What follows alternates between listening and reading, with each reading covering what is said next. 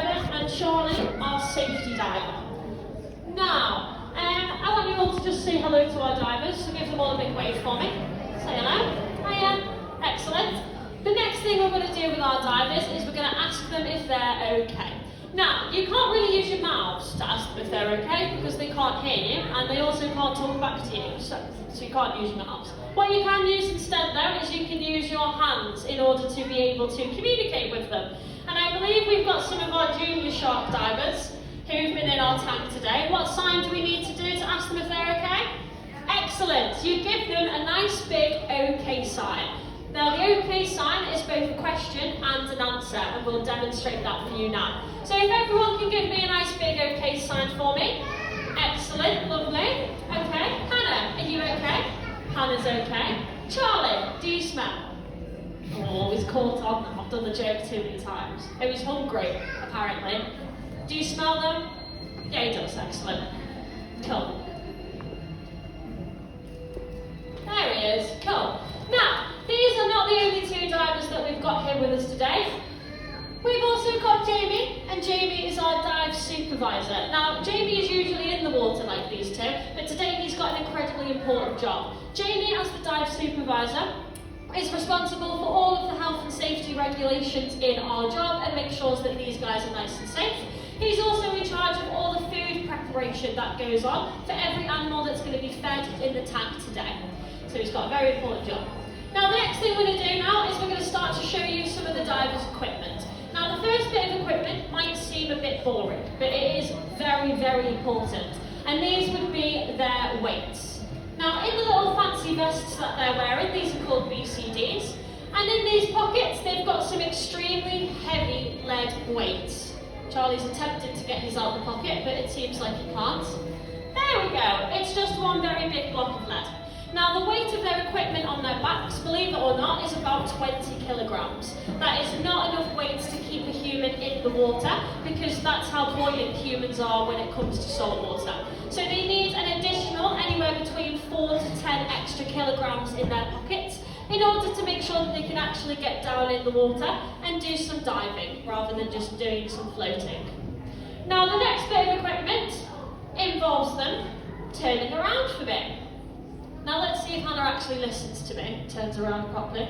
She did, okay. Charlie's usually the one we have to worry about. Charlie, can you turn around? No, he's just straight upside down. Me, you want me to turn around?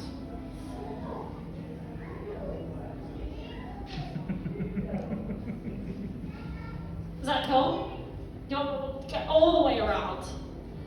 Oh, thank you very much. Yes, I'm sure that was thrilling for all of you to watch. Now your turn, yes, now you turn around. No, not like that, that's like a spin. No, do what she's doing, just turn around. No, don't look, look at her and then do what she's doing. No, go face that way. Yeah, look at the rocks. Thank you. You see, why didn't you tell me? He does this 3 times every day. Believe it or not, he's a professional. Right, the next thing now is we're showing you these 2 tanks on their backs. Now we've got the big tank, this one is called the main tank. Main tank holds around an hour and a half worth of air. Then you've got the second tank, and this one is called the pony tank. Pony tank is the smaller emergency reserve of their air supply, and it is around 15 minutes worth in it. Now the main tank is the one that's connected to the regulator in their mouths, so they're breathing air out of their main tank. However, they do have an emergency regulator that is a bright yellow one called the octopus, and they would use this that is attached to that extra 15 minutes just in case there's anything that goes wrong and they need to swap out their brakes. Now, the next thing we'll do is we'll show you how they can find out how much air they've got left. They use something called an air gauge. So Hannah can show me that she's got 200 bars. So that means her tank is pretty much filled. Charlie tells me that he's got 120 bars, so that means that he hasn't actually charged his cylinder, but that's fine because he's still got about 50 minutes left in his tank. Now the way that this little air gauge works is it uses pressure to be able to determine how much is actually left in that tank, and it looks kind of like a fuel gauge in a car. It's got numbers that go around the sides, the needle points to whichever number it is.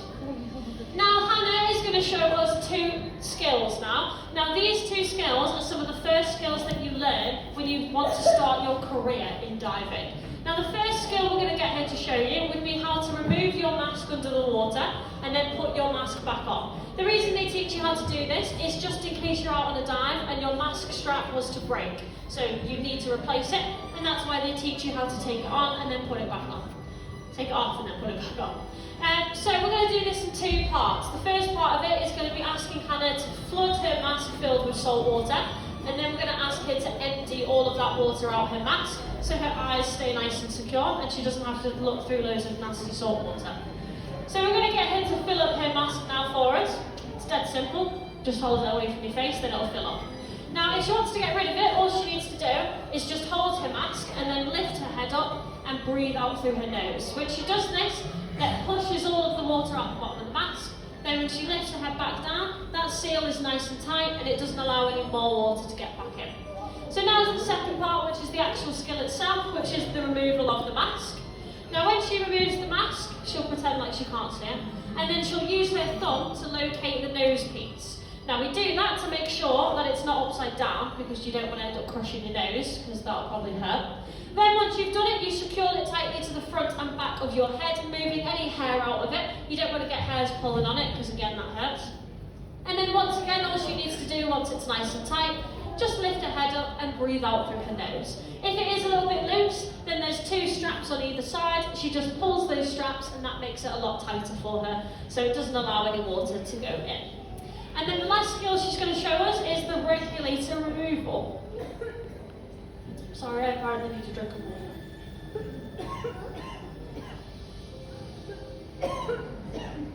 Hannah's concerned about me, she's asking me if I'm okay.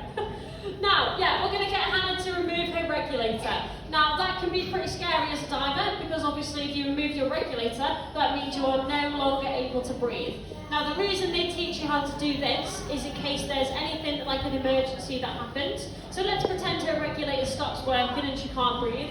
We don't want anyone to start freaking out and then panicking. So we teach you what to do well in advance. So, we're going to get Hannah to take her reg out of her mouth, and I want you guys to pay attention to all of these bubbles that are coming out of her mouth. One of the first rules of scuba diving is to never hold your breath. If you hold your breath under the water and you start to go up, the air that you've got in your lungs will overexpand due to the difference in pressure, and then eventually your lungs themselves are going to overexpand, and if you think of them like balloons, they'll eventually pop, and that will be very fatal. So in order to help protect these lungs, even if you're not going up in the water, they tell you to just breathe out your mouth. Kind of like blowing little bubbles, and then that way you've also got a good control on the amount of breaths you've got left. Then all she needs to do is pop her regulator back in her mouth. She's never going to have too much difficulty in finding it, because it is quite literally attached to her. If it was a case that her regulator was broken and it didn't work, she's also got her second emergency regulator, or if that one also fails, she's got Charlie's emergency reg as well. Now, I was just about to ask Charlie to demonstrate the use of the safety bolts, but it turns out that Alfie had plans and wanted to do that himself. Now, you might have just seen and heard Charlie tap these metal bolts together.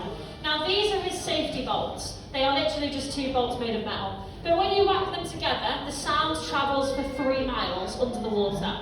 Now, if you're not looking at each other and you're not looking in the same direction, the sound of these bolt taps are the only way that you can communicate with your buddy diver. So like we've just been shown then, Charlie whacked his bolts together, and then Hannah knew immediately that that meant shark. So she turned her attention to him so she knows the location of the shark. If you don't know the location and you need to get dropped down quite quickly, Charlie would do 3 taps on his bolts. Now, just for the sake of it, because he's going to be quite upset with me if I don't get him to show you, I'll get him to tap these bolts together for you again. So if Charlie's in one end of the tunnel and Hannah's all the way at the other side of the tunnel, they know that these bolts is their way of communicating, and they're going to be able to hear each other. And in fact, if there is anyone in the restaurant at the moment, especially in the female toilets, they'll be able to hear that noise. That's how far it can travel.